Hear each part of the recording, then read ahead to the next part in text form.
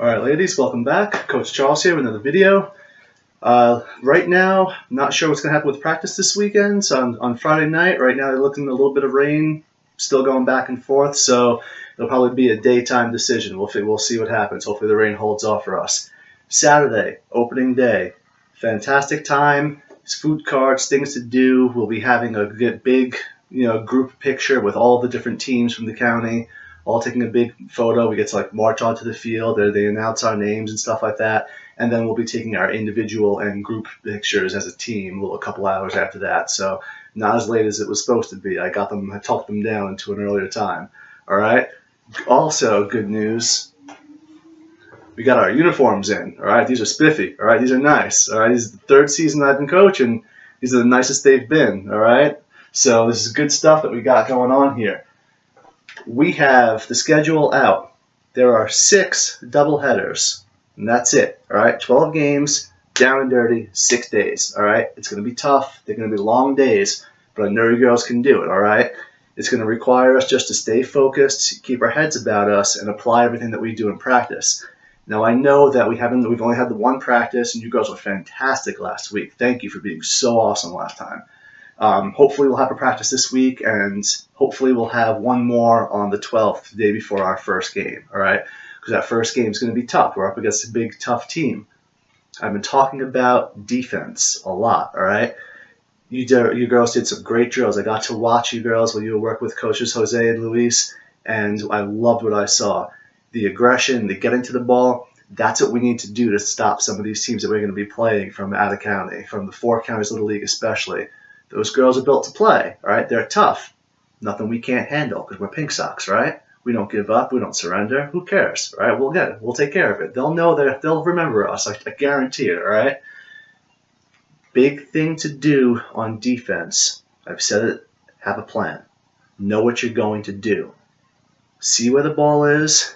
Get to the ball. Know what you're going to do with the ball. You can't just grab it and throw it blindly. If there's no one covering the base, hey, either you've got to try and run to that base or yell at one of your teammates to cover that base, but do not throw to an empty base, all right? Don't throw blindly.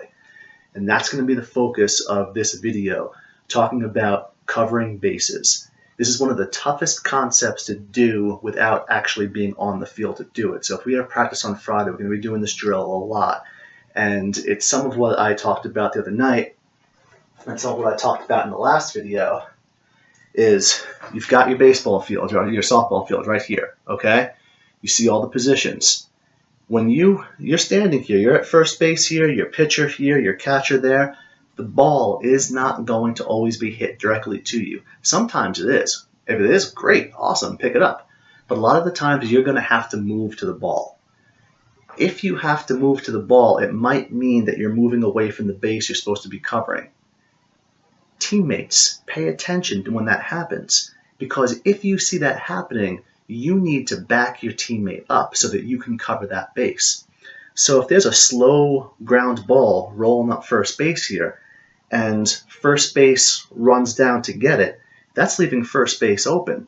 The pitcher or the right fielder should automatically be going right over there. It should be an automatic thing. As soon as you see that ball rolling like this, and you see the first baseman charging, pitcher or right field, move over so that you're there to receive a throw once she does field it. Right field, this is a pivotal position in the field, okay? Right field and left field, especially right field. When the ball is hit and you know that they're going to be trying to throw to first to get the out, all right? Because remember, we talked about force plays last time. When they're going to be throwing to first base, right fielder, your job is to set up in such a way that the first baseman is between whoever's throwing and you, okay? So if the pitcher feels the ball right here and is throwing up here, move so that if the ball goes past the first baseman, you're there to get it. That is going to reduce the number of bases in the event of a pass ball. Last season, we did it so effectively that the team that we were playing against, they copied what we were doing because they kept throwing to first base. It was going wide, it was going high, it was going wherever. The first baseman couldn't come up with it, and we were able to take another base and run to second. This cuts that down. If the right fielder is there to back it up and the ball goes past you at first base, don't worry about it. If the ball goes past you on first base and it's just like a foot or two, don't just stand there and look at it. Get off the base, grab it, and then come back to the base. All right, it's but if it goes like well past you, right fielder, that's your job. That is your mission, to go after that ball if it goes so far past first base. All right. And if the ball does come off first base and the first baseman has to go a couple of feet to get it, hey, pitcher, make that run. Get over there. Close that gap so she doesn't have to grab it and then come back to it. What we're trying to do with this is make sure, and you've heard the phrase before, all your bases are covered. That's what you want to do. You want to make sure that there's always somebody to throw to at a base, just in case. All right. This way, if you do need to make the throw, someone is there covering. This teaches you defensive awareness and situational awareness. It helps you get the focus. It helps you understand the rhythm and flow of the game. I've said it before about second base and shortstop, to think of it like there's a rope tied around each of your waists. If second base goes here, shortstop follows and goes that way. If shortstop goes that way, second base follows and goes that way. If you see a ball hit on the ground and it's going right to second base, shortstop, as soon as you see that ball, even though it's not hit to you, run up to second base, stand on the base, and wait for the ball to come to you, just in case there's going to be a play. Even if there's not going to be a play, it's good to get into that habit so that if you do it the same way every single time, you won't be caught unaware. You just keep getting used to it. It'll become muscle memory. It'll become a reflex. Second base, same thing. You see a ball hit going here towards shortstop, automatically run up here. Because think about it. What is easier to do? Fielding the ball at shortstop and throwing it to a person already waiting for you, your second baseman, or fielding the ball at shortstop and then having to run all the way back here, or wait for your fielder to get into position. All right? You don't want to waste that time, because every second that you waste is 1 second that the runner is running. All right?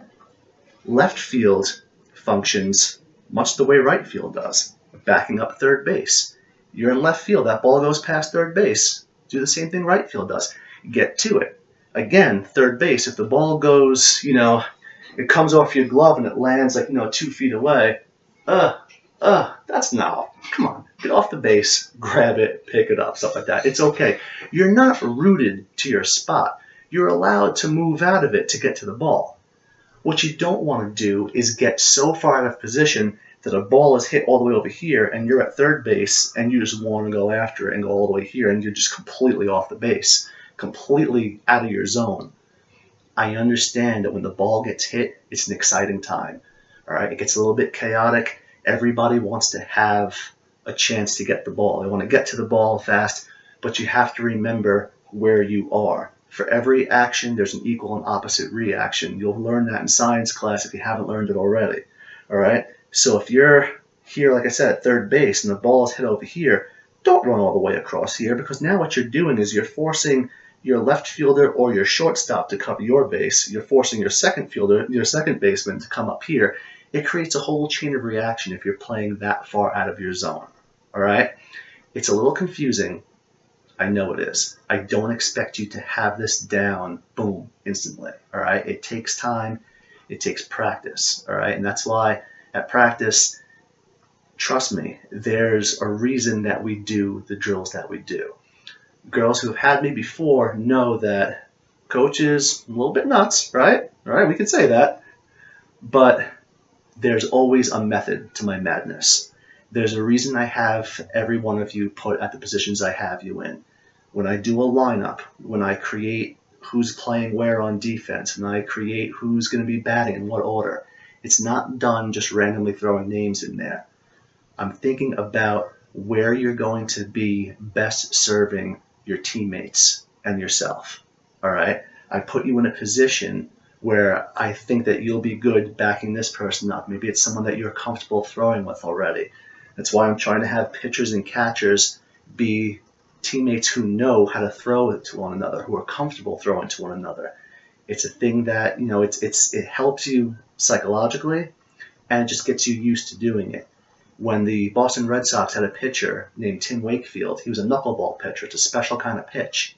Every time he pitched, The regular catcher who caught all the other pitchers, he sat out that day, and Tim Wakefield had his own catcher come, because that catcher specialized in catching the knuckleball, and it was someone that Wakefield felt comfortable could handle his pitch.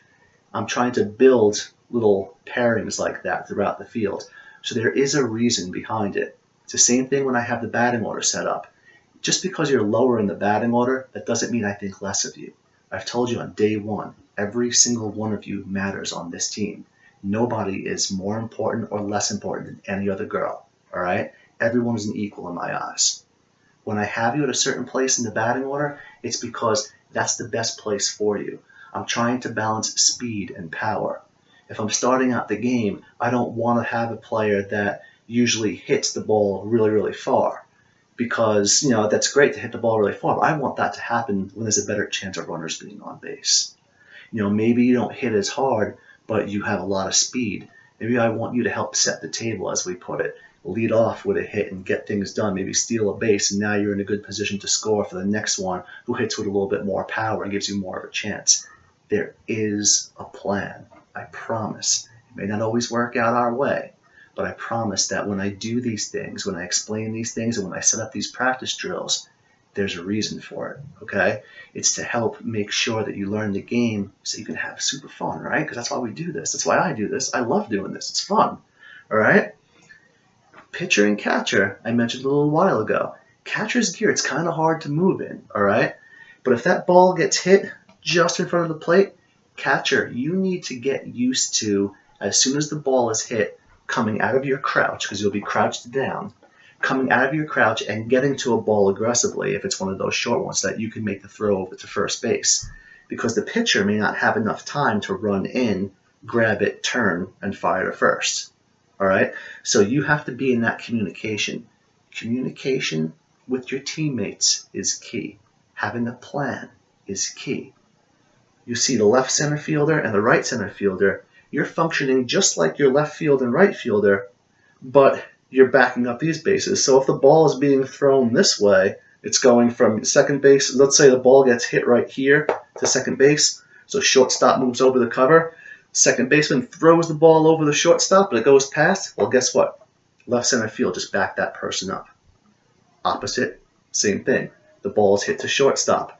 Second base comes over the cover. Shortstop throws. Oh no, it goes past second base, but bam. Your right center fielder is there to back her up. It keeps the ball in so that they can't run as much. All right? It's good. I want to see you aggressive out there. But there's a difference between being aggressive and being careless. So if you get the ball and you don't have a play and there's no one at that base, don't just grab the ball and just throw it blindly, because that's not going to do you any good. All right? Have a plan. Communicate. You'll have the lineup in the dugout before the game starts. I already know where everybody's playing when we get to the game. When that happens and you see where you are, ask me. There'll be a cheat sheet in there too to remind you of things like this. But talk to your person. If you're a first baseman, find who's playing right field and discuss it with them. Like, hey, if I go over here, remember to back me up, that sort of thing. All right? You don't boss them around, all right? You don't tell them, hey, you got to do this. But communicate. So this way you can understand what it's going to be like. That makes things so much smoother in the field, all right? And if you watch some softball games, or you watch some baseball games on TV, you'll see them moving around. You'll see them doing things like that because they're watching where the ball is and they're watching where the ball is likely to go, and they're putting themselves in a position to help their team out, okay? So that's the big takeaway for this is communication and having a plan. It's a lot to absorb. I get that. That's why I have these videos. You can rewatch them. This is not like school where I just explain something once and I want you to, take a test on it tomorrow. It's not going to work that way, all right? It's not how I roll. This video will be here. The other videos will be here. Hopefully we get to have practice on Friday. If we do, we'll be going over this again.